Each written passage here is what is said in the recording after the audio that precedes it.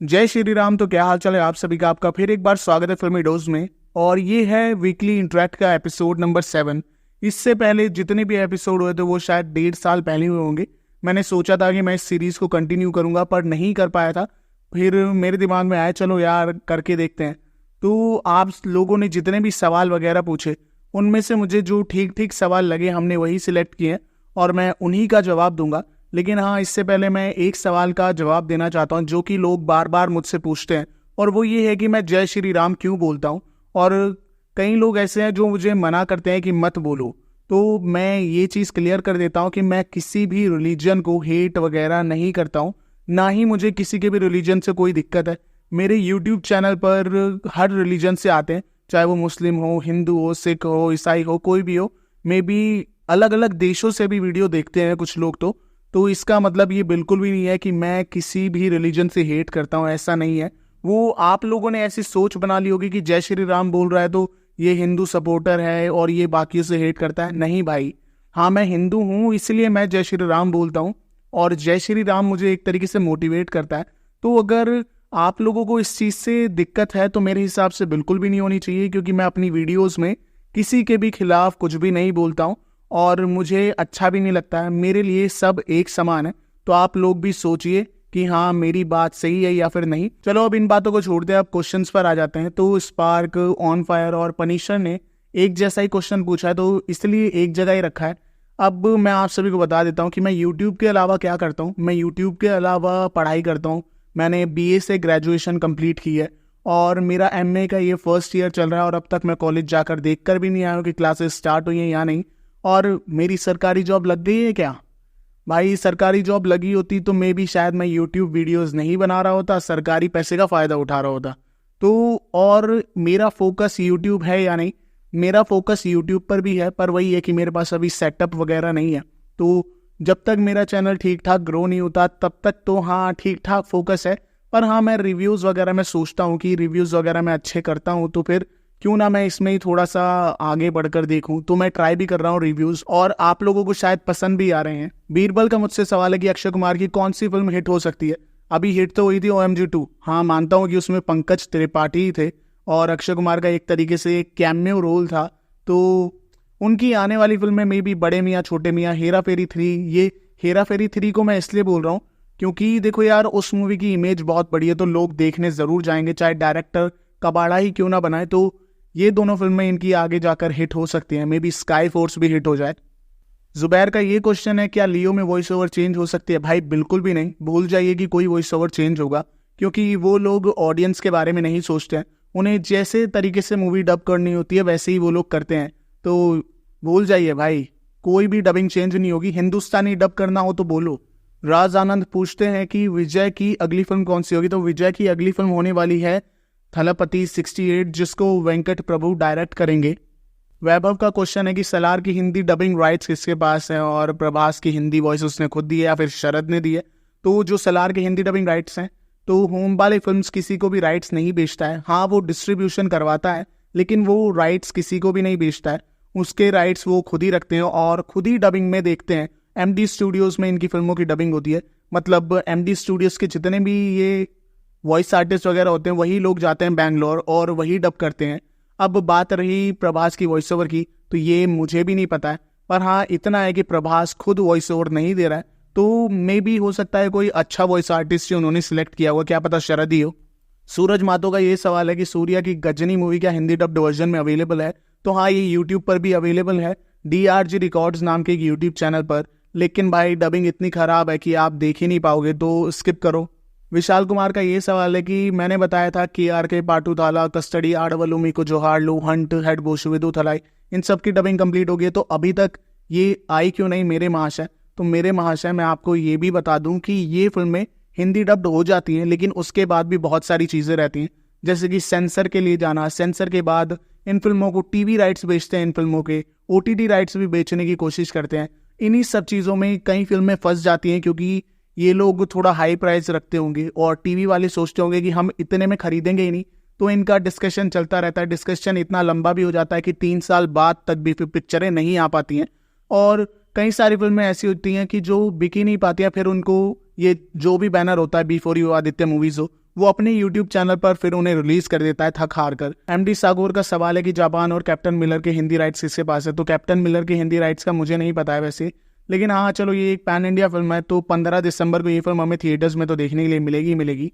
Japan film की Hindi dubbing rights की मेरे पास कोई भी इन्फॉर्मेशन नहीं है, पर मोस्ट प्रोबेबली हो सकता है कि गोल्ड माइंस ने लिए हों, क्योंकि वो छोड़ता नहीं है कार्तिक की फिल्मों के राइट्स।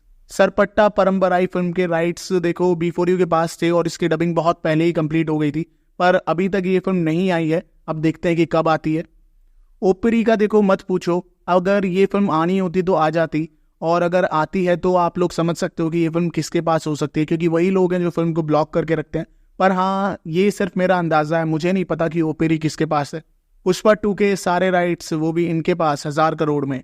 देखो मुझे नहीं लगता कि इतनी बड़ी डील कोई भी करेगा, क्योंकि अगर 400 करोड़ की भी डील होती है ना तो सारे पेपर्स वगैरह हर जगह मीडिया रिपोर्ट्स में चर्चा हो जाता है कि भाई इतनी महंगी पिक्चर बिक रही है।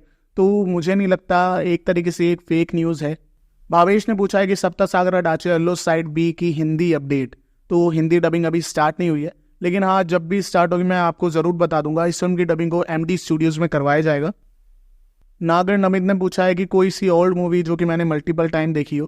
तो मैं बता दूं कि उस टाइम शायद मैंने 2005 या फिर 6 के आसपास की फिल्में ज़्यादा देखी होंगी, जैसे कि नंबर 1 पे अपरिचित। ये फिल्म मैंने बहुत बार देखी है, वो भी इसलिए देखी क्योंकि मुझे लगता था कि टीवी पर काट के दिखाई होगी। फिर डीवीडी पे भी कई बार देखी है, और उसके बाद में मैंने कुछ टाइम पहले लास्ट ईयर इसका अनकट देखा था, और मुझे अनकट देखने के बाद पता चला कि इसके काफ़ी सीन्स थे जिनको हिंदी में कट किया गया था। तो हाँ मैंने अपरिचित बहुत बार देखी है। एक फिल्म है चिरंजीवी की जो कि है, तेलुगु नाम है उसका अंजी और हिंदी में नाम है दिलेर द डार्लिंग। ये फिल्म भी मैंने बहुत बार देखी है, डीवीडी पर देखी है, उसके बाद में मैंने फ़ोन में भी देखी है, जी सिनेमा पर भी देखी है। मोहिजुल इस्लाम पूछ रहे हैं कि क्या ये चैनल ओल्ड एडमिन के पास जाएगा। तो भाई भूल जाओ, मैं ये चैनल नहीं देने वाला अगर वो अब मांगता भी है। पर हाँ ये है कि ऐसा नहीं है कि वो चला गया है, वो मेरे साथ ही काम करता है। जो बिहाइंड द सीन्स है एक तरीके से वो पीछे काम करता है। जितने भी स्क्रीनशॉट्स वगैरह हैं वो क्वेश्चन सेलेक्ट करना वो उसी ने किए हैं, और थंबनेल्स वगैरह भी मोस्टली वही बनाता था। कभी कभी मैं बना लेता हूँ, लेकिन हाँ उसने अभी काम छोड़ा है, लेकिन उससे पहले वो मेरे सारे काम करवा रहा था। हाँ हमारी डिस्कशन चलती है फिल्मों वगैरह को लेकर, लेकिन हाँ ये है कि एक तरीके से वो चैनल तो छोड़ चुका है पर फिर भी छोड़ नहीं पा रहा है। यूट्यूब देखो और सीखो पूछ रहा है कि यार अर्निंग कितनी है मेरी। भाई अर्निंग कुछ भी नहीं है, ये मान लो अभी तक मुझे कुछ भी नहीं मिला है यूट्यूब चैनल पर। शरीफ पूछ रहे हैं हनुमान मूवी की अपडेट। तो ये फिल्म आएगी संक्रांति के मौके पर 2024 में। ये फिल्म हमें जनवरी में देखने के लिए मिलेगी, और क्या पता इस फिल्म को पोस्टपोन भी कर दिया जाए, क्योंकि संक्रांति पर बहुत बड़ी बड़ी फिल्में रिलीज होने वाली हैं। आदिल पूछ रहे हैं बेबी के हिंदी डबिंग राइट्स। तो यार बेबी के हिंदी डबिंग राइट्स मेरे हिसाब से आदित्य मूवीज के पास हो सकते हैं, ये मेरी प्रेडिक्शन है। और वैसे इसके जो रीमेक राइट्स हैं उन्हें सोल्ड आउट कर दिया गया है, तो ये भी हो सकता है कि इसके राइट्स को किसी को बेचा ही ना गया हो, ताकि इस फिल्म को हिंदी डबिंग में ला ही ना पाए और हम सभी को बॉलीवुड रीमेक दिखाया जाए। साहू बबानी का क्वेश्चन है कि advice media Aditya movies RKD digital studio की अपकमिंग मूवीज की लिस्ट। तो मैं बताता हूँ यार, पहले मैं आरकेडी स्टूडियोज की फिल्मों के नाम बताता हूँ। नेनो स्टूडेंट सर, कोल्लई, इनकी कस्टडी आनी बाकी है, हनुमान बाकी है, टाइगर नागेश्वर राव अभी रिलीज होने वाली है, टक्कर नाम की एक तमिल फिल्म है सिद्धार्थ की, वो भी इनके पास ही है। एडवाइस का देखो मुझे इतना अब नहीं पता है। एक तो गालोडू है जिसकी हिंदी डब्ड वर्जन की डबिंग कंप्लीट है, वो आएगा एडवाइस पर, और दूसरी फिल्म है भगवंत केसरी। खैर इसके बारे में मैं अभी पूरा श्योर नहीं हूँ, पर हाँ इसके राइट शायद एडवाइस के पास ही हैं। और बात करूं आदित्य मूवीज की तो उनके पास तो यार काफी फिल्में हैं। मैएस्ट्रो आनी बाकी है अभी भी, Skylab, Crazy Fellow, Top Gear, Butta Bomma, Hunt, 18 Pages. Nithin की अपकमिंग फिल्म क्या नाम है उसका, एक्स्ट्रा ऑर्डिनरी मैन भी इन्हीं के पास है। वैभव का ये क्वेश्चन है कि माइका नोडिकाल के हिंदी राइट्स के बारे में बताओ। तो यार इसकी डबिंग बहुत पहले ही कंप्लीट हो गई थी, जब ये फिल्म रिलीज हुई थी तो उसकी काफी टाइम बाद त्रिशा मीडिया ने इसकी डबिंग को कराया था, और खबर तो ये भी आई थी कि स्टार गोल्ड को इसके राइट्स बेचे गए हैं, पर अभी तक ये फिल्म नहीं आई है। हो सकता है कि इसके राइट्स को रीसोल्ड कर दिया गया हो, पर हाँ उसके बाद से मेरे पास कोई अपडेट नहीं है। और इसका Hindi title who is next रखा गया था। गोल्ड माइंस की किसी मूवी की डबिंग कंप्लीट होने का हिंट, जैसे सरदार, करनान, वकील साहब, F3। देखो यार इनमें से किसी की भी डबिंग स्टार्ट नहीं हुई है, इन्होंने सिर्फ और सिर्फ एजेंट की डबिंग कंप्लीट करा के रखी है, और जो अभी लियो आने वाली है उसकी बाकी मुझे नहीं पता।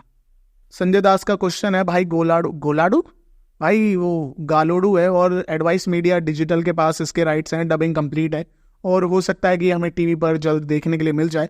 और बात करूं अला वैकुंठपुरम लोग की यूट्यूब प्रीमियर की, तो वो अपने मर्जी के मालिक हैं। उनकी मर्जी, अगर वो रिलीज कराना चाहें तो कर देंगे, वरना जब उन्हें फायदा दिखेगा वो तभी रिलीज करेंगे, उससे पहले तो रिलीज करने वाले हैं नहीं।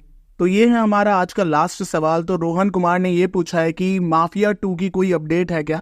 तो माफिया चैप्टर 2 की अभी तो कोई भी अपडेट नहीं है, क्योंकि अरुण विजय अपनी दूसरी फिल्मों की शूटिंग में बिजी हैं, और मे बी कार्तिक भी कहीं ना कहीं बिजी होंगे। तो जब भी इस फिल्म की अनाउंसमेंट होगी तभी क्लियर होगा कि इसका पार्ट 2 कब आएगा। लेकिन तब तक के लिए मैं भी कुछ नहीं बता सकता और प्रोडक्शन हाउस ने भी कुछ नहीं बताया। उम्मीद है कि आप सभी को वीकली इंटरेक्ट का ये एपिसोड पसंद आया होगा। अगर एपिसोड पसंद आया तो वीडियो को लाइक कीजिए, शेयर कीजिए और कमेंट सेक्शन में जरूर बताइएगा कि ये एपिसोड कैसा लगा। तो मिलते हैं हमारे अगले वीडियो में, तब तक के लिए bye bye and take care.